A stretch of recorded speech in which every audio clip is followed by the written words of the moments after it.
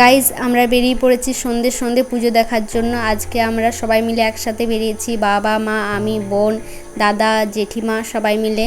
তো আজকে অষ্টমী, বুঝতেই পারছেন প্রচণ্ড ভিড় হবে, আর সেই ভিড়েই আমরা এখন দেখতে পাচ্ছি এখানে জ্যাম লেগে গেছে।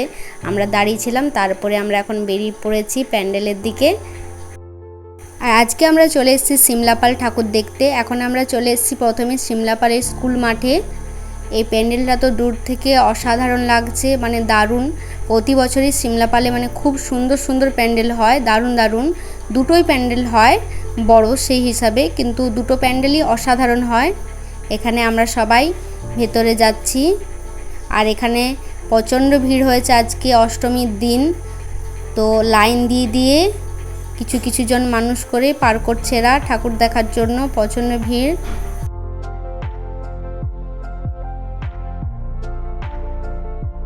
বেশ কিছুক্ষণ লাইন দেওয়ার পর অবশেষে আমরা ভেতরে সবাই মিলে প্রবেশ করলাম।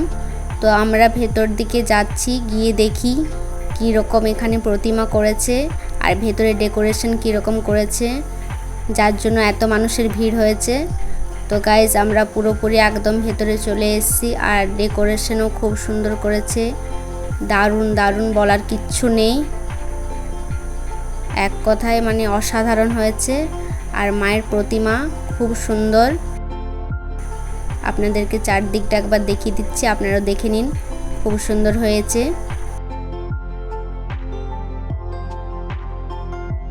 গাইজ এই প্যান্ডেলটি আমাদের দেখা হয়ে গিয়েছে, এবার আমরা একটি অন্য প্যান্ডেলের দিকে যাচ্ছি। আর বলতে এইদিকে দেখুন আমরা পৌঁছে গিয়েছি একদম সামনাসামনি এই প্যান্ডেলটি। এই প্যান্ডেলের গেটটি তো অসাধারণ করেছে, একদম লাইটিং দিয়ে দারুণ। এখানে আমি আর আমার বোন একসাথে যাচ্ছি। আর এখন আমরা চলে এসেছি সিমলাপালের লাল ময়দান মাঠে। এইবারের প্যান্ডেল তো খুবই অসাধারণ করেছে।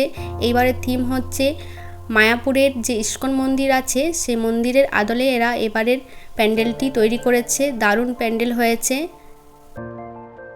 এতটাই ভিড় হয়ে গিয়েছে যে কিছু জন করে ভেতরে যেতে দিচ্ছে, গুরুকে গেটে আটকে দিচ্ছিল, যা করে ঢুকেছে আমাদের সাথে।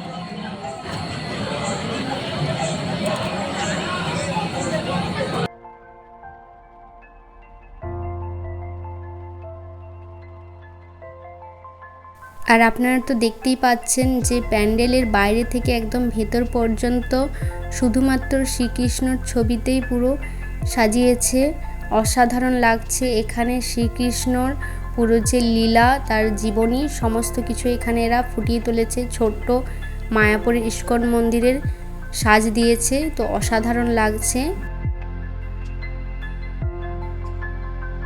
আর মাকেও খুব সুন্দর সাজিয়েছে, এক কথায় সমস্ত কিছুই খুব সুন্দর, দারুণ হয়েছে এবছরের প্যান্ডেল, দারুণ। সিমলাপালের পর আমরা এখন বিক্রমপুর চলে এসেছি। তো বিক্রমপুরও খুব সুন্দর প্যান্ডেল হয়েছে, দু একটা প্যান্ডেল দেখেছিলাম, আর ঠাকুর তো খুব সুন্দর করেছে, দারুণ। আমরা বেরিয়ে পড়েছি বাড়ির দিকে। আজকের মতো আমাদের পুজো দেখা এখানেই কমপ্লিট। আমরা খুব আনন্দ করেছি, খুব মজা করেছি। আপনারা কতটা কি আনন্দ করছেন পুজোতে আমাকে অবশ্যই কমেন্টে জানাবেন। তো গাইজ আজকের মতো ভিডিওটি এখানেই শেষ করলাম, দেখা হচ্ছে নেক্সট ভিডিওতে, টাটা।